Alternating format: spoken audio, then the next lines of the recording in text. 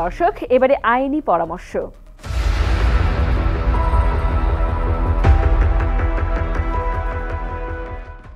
অনলাইনে বেড়েছে পণ্য কেনাকাটা।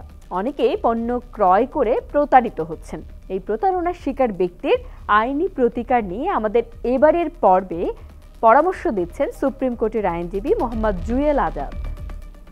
অনলাইনে কী ধরনের প্রতারণার শিকার হয় আপনারা যদি আপনি যে পণ্যটা কিনতে চাচ্ছেন সেই পণ্যটা যদি সেই গুণগত মান ঠিক না থাকে তাহলে এক ধরনের প্রতারণা, অথবা যেটা অর্ডার করলে সেই পণ্য নয় অন্য কোনো পণ্য যদি আসে সেটা এক ধরনের প্রতারণা, যদি পণ্যটার মধ্যে কোনো ভেজাল মিশ্রণ থাকে সেটাও একটা প্রতারণা, অথবা প্রোডাক্ট না দিয়ে আপনার টাকাটা যদি রিসিভ করে ফেলে সেটা একটা প্রতারণা। এই সমস্ত অনলাইনে কেনাকাটা সংক্রান্ত যে সকল প্রতারণাগুলো হয় সেটা সমাধান করার জন্য বাংলাদেশে 2009 সালে একটা আইন রয়েছে, ভোক্তা অধিকার সংরক্ষণ আইনে। আপনি এই ধরনের প্রতারণার শিকার হলে আপনি সেই আইনি প্রতিকার পেতে পারেন। আপনি জানেন যে ভোক্তা অধিকার সংরক্ষণ আইন 2009 সালে 3 ধরনের প্রতিকারের ব্যবস্থা বলা আছে। একটা হচ্ছে প্রশাসনিক ব্যবস্থাপনার প্রতিকার, এবং আরেকটা প্রচলিত আইন প্রয়োগের মাধ্যমে ব্যবস্থা নেওয়া। সেখানে আপনি ফৌজদারি কার্যবিধি সিএমএম কোর্টে অথবা সিজিএম কোর্টে, কনস্টান্টিন কোর্টে আমলি করে গিয়ে একটা মামলা করতে পারবেন এই প্রতারণার বিষয়ে, অথবা দেওয়ানি কোর্টে গিয়েও আপনি প্রতারণার ফলে যে আর্থিক ক্ষতিপূরণ হয়েছে সেই ক্ষতিপূরণের জন্য আপনি ক্ষতিপূরণের মামলা করতে পারবেন দেওয়ানি কোর্টে, যুগ্ম জেলাজজ কোর্টে। তবে এই অভিযোগ করার ক্ষেত্রে অবশ্যই যে সকল কাগজপত্র আপনাদের প্রয়োজন, আপনারা যখন প্রোডাক্টটা কিনছেন তখন ওই রিসিপ্টটা ক্রেতা এবং গ্রাহকের মধ্যে যে ক্রয়ের রসিদ সেই ক্রয়ের রসিদটা লাগবে।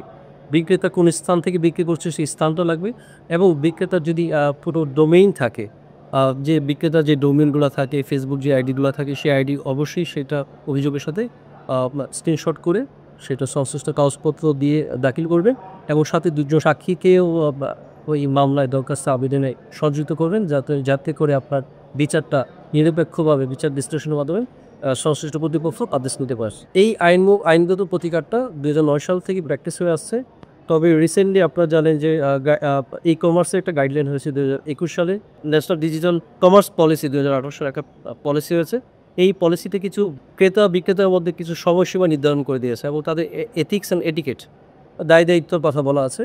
যে একটা পণ্য আপনি ক্রয় করলেন সেটা ঢাকার মধ্যে হলে 5 দিনের মধ্যে প্রোডাক্টটা ডেলিভারি করতে হবে, আর ঢাকার বাইরে হলে 10 দিনের মধ্যে ডেলিভারি করতে হবে। কিছু কিছু ক্ষেত্রে আপনারা দেখবেন ক্যাশ অন ডেলিভারিটা আপনি পুরো টাকাটাই আপনি প্রোডাক্টটা রিসিভ করে আপনি তখন টাকাটা দিতে পারেন। আবার কিছু কিছু ক্ষেত্রে আপনার 10% বা 25% অ্যাডভান্স করে আপনার প্রোডাক্টটা নিয়ে প্রোডাক্টটা যাচাই করে তখন আপনারা সেই প্রোডাক্টটা অ্যাভেল করতে পারবেন, ক্যাশ পেমেন্ট করতে পারবেন। এই ক্ষেত্রে কিছু যেই জটিলতাগুলো দেখা যায়, আপনারা রিসেন্টলি দেখেছেন যে কেউ পণ্য পাঠিয়ে দিল, আপনি প্রোডাক্টটা রিসিভ করলেন না, যিনি বিক্রেতা সেও একজন ভোক্তা, সেও ক্ষতিগ্রস্ত হয়ে গেল। আবার যারা ক্যাশ অন ডেলিভারি রিসিভ করতেছেন, আপনারা ওই প্রোডাক্টটা অর্ডার করেছেন বাট আপনি ক্যাশ পেমেন্ট করলেন, এইটা একটা ক্ষতিগ্রস্ততা। অথবা আপনি প্রোডাক্টটার পুরো ফুল পেমেন্ট করে দিলেন, প্রোডাক্টটা রিসিভ করলেন, করার পর যে প্রোডাক্টের মধ্যে যে ডিফিট দেখা দিচ্ছে ওইটা পরবর্তীতে আর এক্সচেঞ্জ করার সুযোগ পাচ্ছে না, কারণ ওইটার ব্যানিশ হয়ে গেছে ওই ওয়েবসাইটটাতে।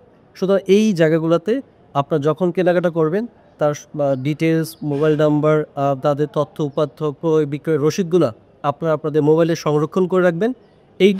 এই সংরক্ষিত কাগজপত্র দিয়েই দুজন সাক্ষীকে মেনে আপনার সংশ্লিষ্ট যে 3টার কথা বললাম, যে প্রশাসনিক ব্যবস্থাপনায় প্রতিকার, অথবা দেওয়ানি অথবা ফৌজদারি কার্যবিধি আইনের অধীনে প্রতিকার, সেখানে এই ডকুমেন্টগুলো কম্পাইল করে আপনি জমা দিয়ে আপনার উদ্যাবিত প্রতিকারটা পেতে পারেন।